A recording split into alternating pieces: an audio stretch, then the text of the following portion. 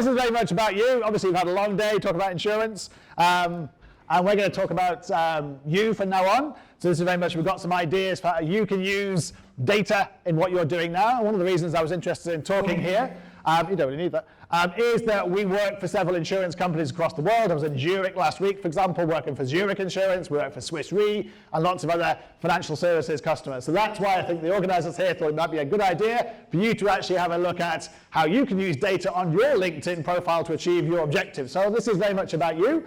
But why listen to me? There's lots of other people out there who pretend to do LinkedIn in various different ways, but they don't have 950 LinkedIn recommendations, which, as you know, is other people saying how good you are, not just yourself. Power Profile Awards, which actually come from LinkedIn. And then using kind of winning awards, which my team do. We have about 35 people here in Singapore who manage LinkedIn profiles across the world. And we won lots of awards, like the B2B Marketing Agency of the World, for example. We also have 3 books. One of which is the LinkedIn Mastery book here, a personal branding book, and outside you can actually pick this up for free. So we actually have some books of these, the Social Selling Mastery book, which is the latest book, outside for free, retails at $35. For you, it's free. Isn't that fantastic value from the Asian Insurance Review?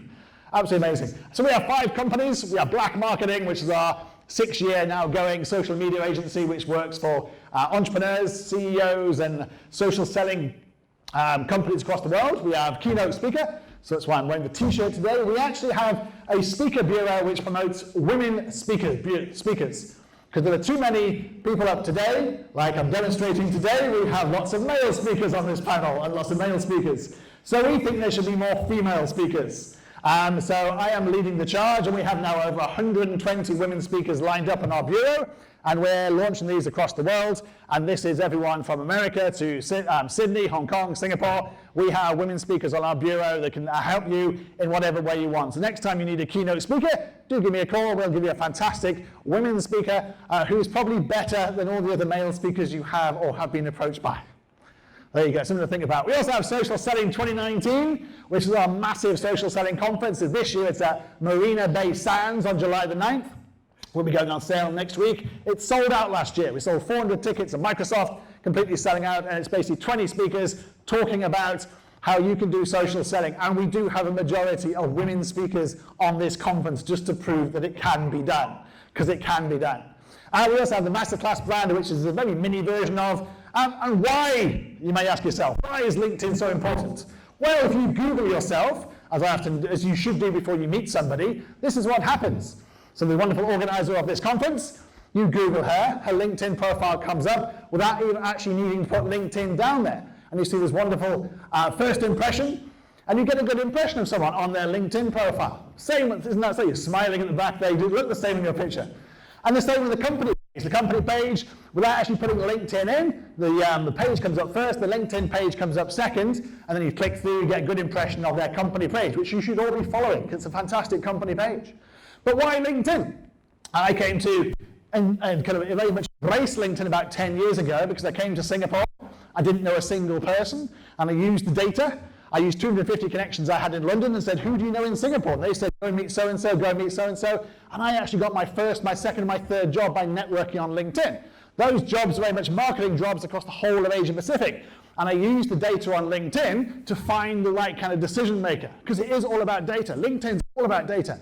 And the people who don't use it well or don't get any results aren't using the data correctly. And that's what we're going to talk a lot about today. Because there are 610 million people now on LinkedIn. And you will see they're basically everywhere in the whole of the world, apart from 2 countries. Only 2 countries not on LinkedIn. Anyone guess what they are? No, China's up there with 45 million. You're not looking at the chart. 40. Again? Russia, precisely. Russia and North Korea. You'll see the big gap at the top there. North Korea. But China is in fact 45 million. India, the second biggest country in the world, 55 million. You've got Brazil on the left-hand side, which is 36 million. You've got US obviously at the top, because they created this. People like the UK, where I'm originally from, 26 million. So it is literally a global phenomenon.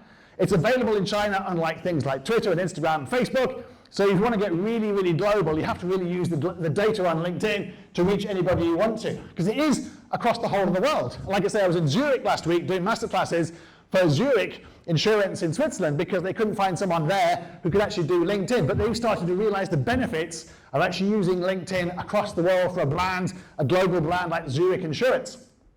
But LinkedIn's very much a gamification platform, which basically means the more you do, the more you get out of it. So you need to be doing things on a regular basis. And on that note, we're going to be doing an experiment about halfway through this. So you need your LinkedIn app. So if you haven't got the LinkedIn app, download the LinkedIn app, because we're going to do a little experiment just to make sure you're paying attention to some of these things I'm going to be talking about. So be ready about halfway through. Just before I go into some of your profiles, because we're going to be looking at some of your profiles too. Just prepared. But I like this quote, not obviously because I like James Blunt, because nobody would admit to liking James Blunt on stage, but I'm self-deprecating because I'm British. If I was American, I would tell you how great I was, and that sums up LinkedIn. You get lots of Americans on there saying how great they are, basically, because they're born with that kind of DNA, where they basically go through their pitching, their promoting, and it's fantastic. But then you get British people like me, or kind of Asians, or Kiwis, or Australians go, no, it's a team event. It's a team thing. I couldn't possibly be doing it myself. This is very much together. And the trouble with that is there will be some American who comes along and says, I've done that better than you guys, and I will win the business, or win the money, or win the client, or win the employee. So you have to basically out-American the Americans and promote yourself. And what I mean by that is truth. Promote your personal brand and your personal brand story. And we believe there's 4 ways of doing that. One is about personal branding. It is about you. Second one's about content marketing, which we're going to show you about today. Third one's about company branding. Market your company through your profile. People ultimately buy people. They don't just buy companies. And then fourth one is very much about social selling, which we're going to touch upon today. So the first one is very much the visual impression. I'm big on visual impressions, as you can tell. So if I show you this, you get a visual impression of a personal brand. You know what his brand values are, technology and disruption, got the makeup, you know what he's about. So I'll show you something like, the idea here is that every single person in this audience, whether you like it or not, even in insurance, has a mohawk. It's just a metaphorical mohawk. It doesn't mean it's a real mohawk. You all have metaphorical mohawks. What's yours? You look at GPS girl here, Karen Jacobson, her mohawk is the fact that she is the GPS girl. She's the girl on that GPS who goes recalculating.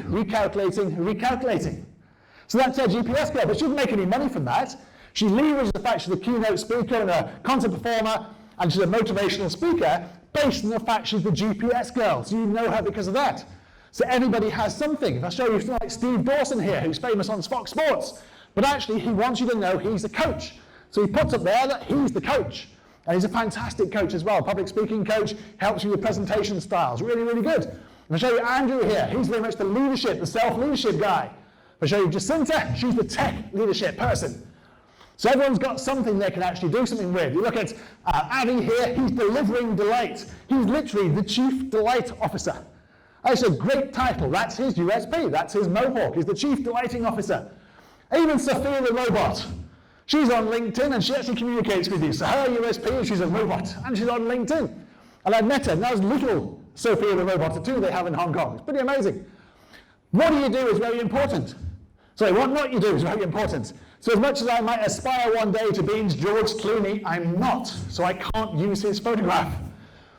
And this is what I call your classic Facebook photograph. You're down Boat Key, you've had a few drinks, someone says dress as a panda, you've had a few drinks, you say why not? Somebody else says upload this to your LinkedIn profile. You go, why not? You've had a few drinks. And then you regret it in the morning. Which one's Melita? Eeny, meeny, miny, mo. How do you communicate with someone you can't even tell who you're talking to? And why would you use animals on your LinkedIn profile? I have no idea, especially if you're the brand director of Guinness, maybe, because this is the Guinness symbol. Apart from that, why would you use a cockatoo in your LinkedIn profile? I don't know. Well, even this guy decided that he didn't decide which photograph to use, so he put all his photographs in one photograph. Of course, you can't see any of them on the mobile. And Elizabeth here ran for the full Tinder look. Not realizing, of course, that she actually works for a small American corporation called the Hyatt Hotel, and in fact, she's in charge of human resources. Hashtag me too. Not a great look, really, is it? Definitely don't do this, especially if you live in China. Not a great idea. Very career limiting. And no one's seen Jason for a few weeks now. But your personal brand positioning statement is very, very important. Everyone knows something like Nike is just do it. Got Apple is think different. Mine is the only CEO with a mohawk. Other people have different things. So, for example, you have your headline follows you around, which is why it's so important. Your headline literally follows you around everywhere on LinkedIn. If you post, if you share, if you like, if somebody else tags you, if you found in a search, it follows you around. So it's your chance to market yourself and your company. Even when you appear in other people's profiles, for example, it follows you around. There's me, there's a little guy called Bill Gates.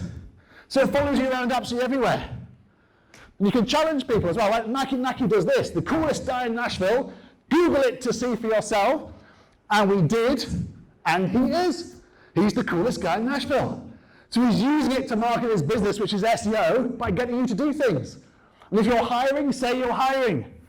If you're looking for a job, tell people you're looking for a job. It's much easier to find somebody if they actually say looking for opportunities than guessing if somebody wants a job or not. So tell people, use it to market yourself. Your background picture is also phenomenally important. You want to go to the Ritz-Carlton bar here, top of the Shanghai, absolutely fantastic. You look at Dahlia here, marketing her entrepreneurship here, her coaching brand in one fell swoop. You look at Ryan here, he does adventures on BBC and Amazon Prime and Discovery Channel, and he wants you to know he's the top of a mountain, and you can join him there on a great journey. Yeah. What we got here is Jane's gone with the branding strapline. She's on Keynote. She's got a book, 3 brand points to get her personal branding over. Or Pippa here went for the fact that she's got this fantastic nut brand. If you've got a great product like this, put it on your LinkedIn. Use it to market yourself.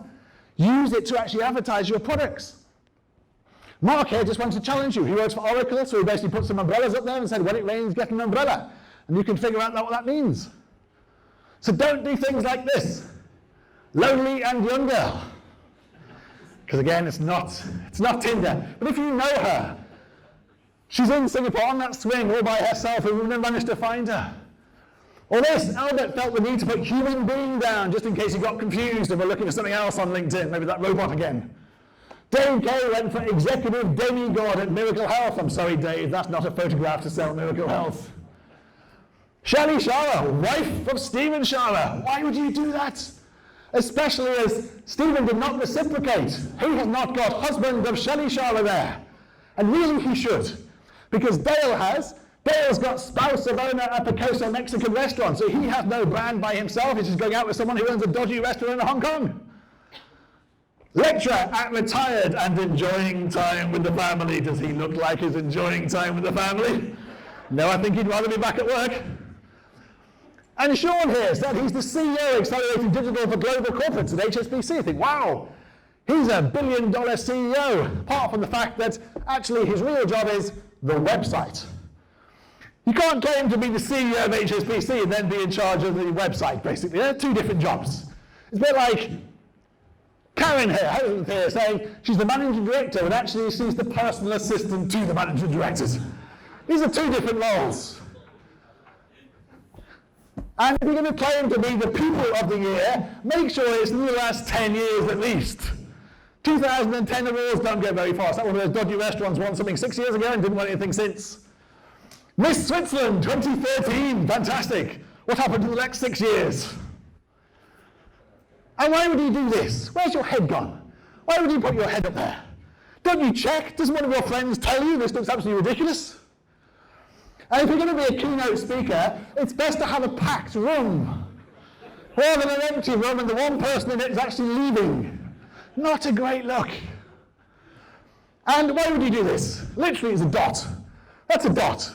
So you've gone through the whole process and you've got a dot there. No one searches for a dot. And if you're in marketing, and some of you guys are in marketing, you really should do this as well. He's just the CMO of Visa, and he used to be the CMO of Coke. He presumably has some expensive collateral that you can potentially use for the background picture. Never have a blue background picture that's prime real estate on LinkedIn, especially if you're the CMO of a brand where you have real estate. You have no excuse. And I don't understand why people do this. I used to work at Uber, Netflix, and Spotify. I used to have a good job, but I have a really crap job now because I don't mention it. Why would you do that? But people who work for Google are the worst people who do that. Oh, sorry, people who used to work for Google.